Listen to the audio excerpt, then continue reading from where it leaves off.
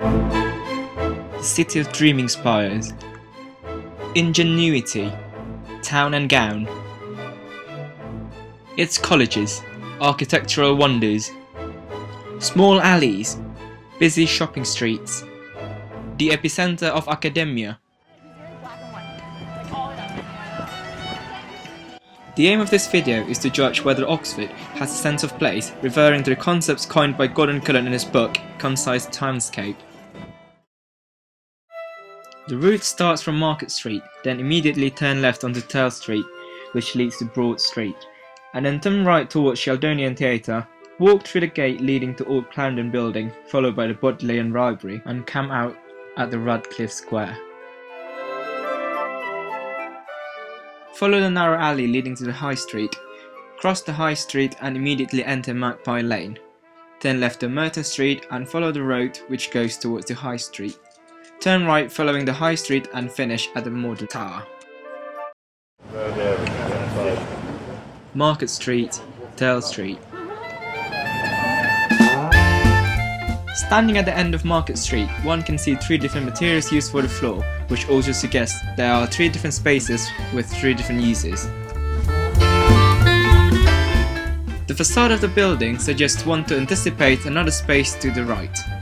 Turning left, and one cannot help not to lay eyes on the grand building. The high level of detail and intricacy of the building dominate the site, deserving attention from people walking past. Moving along Tell Street, one can feel the sense of here-ness and there-ness as the row of buildings on both sides end. On the left, one can see the contrast between private and public buildings by the mass of both facades, and contrast with its simplicity and intricacy. Broad Street. Here one can feel the openness of the space created by the scale of the buildings. There is a punctuation on the facade of the building, which leads us to the view of Old Clarendon Building and the row of buildings behind it, which creates the sense of closure.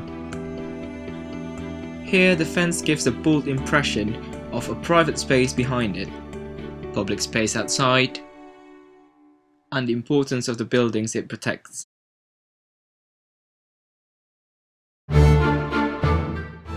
The Sheldonian Theatre, Bodleian Library, Radcliffe Camera, Radcliffe Square. The open gate invite us to explore further. The building at the far end is telling us there's a space there, there's something going on there. Once we step into the ground, our eyes will immediately catch the intricacy of the building. We then will be looking at an enclosure and we will notice the mall, which gives us the sense of mystery and pulls us even further. Standing in the middle of the space defined by these magnificent buildings, we cannot help not to feel intimidated, as if we were told that you have entered the university ground where only the cleverest people from all around the world can enter, where education is at its finest, and where, behind these buildings, there are people who are being trained to be the best in societies. By intensifying the contrast of the surface, people are guided to another space here, to another space there, through a small arch in contrast with the enclosure we are experiencing here.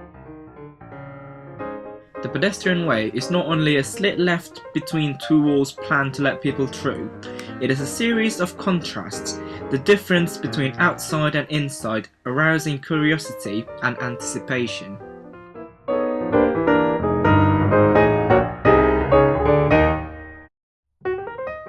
By standing here, we can feel the sense of here-ness and there-ness, divided by the arch, looking out from the enclosure. As we're walking out, the arch acts as a frame, capturing the deflected scene of the Radcliffe camera. This pulls people to come closer to admire the monument. Our eyes will catch the monument straight away without looking at the other buildings around it. Looking down, we can see the fence to define private with public spaces. Moving left, our eyes will lay at St. Mary's the Virgin's Church Tower straight away. This tower acts as an incident of the other uniformed building which define Radcliffe Square. The church tower could also be seen from a distance together with other towers and spires, which give Oxford the name the City of Dreaming Spires.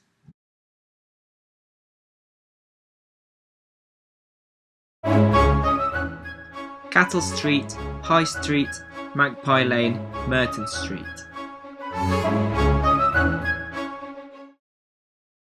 The crowding together of buildings in Cuttle Street forms a pressure and unavoidable nearness of detail which is in direct contrast to the Radcliffe Square. If here is Radcliffe Square, so what's over there? The small alley gives us the sense of mystery.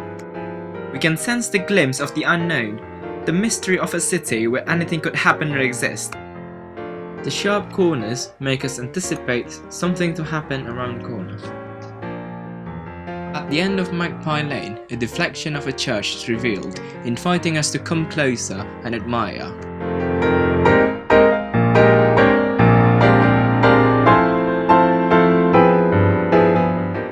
This building is painted in a different bright colour, resulting in it to stand out amongst the others. The narrow alley creates the sense of the unknown beyond, infinite, mysterious and hidden. Back on the High Street, the University College signals the end of the High Street by interrupting the alignment of the shops. On the left, we can also see an occupied territory marked with furnitures and canopies from a coffee shop. Keep walking along, we can see a vista screened by trees. We can also see a glimpse of Magdalen Tower, which reveals itself as we walk closer. This acts as a surprise, which turns mystery and anticipation into excitement.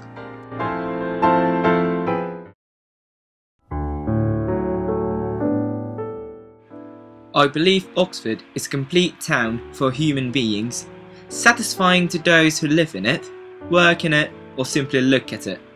Buildings' compositions are seen as a piece of meaningful art which have been manipulated by an artist. Oxford has a sense of place. This assignment has taught me how to transform buildings from meaningless model into a meaningful composition.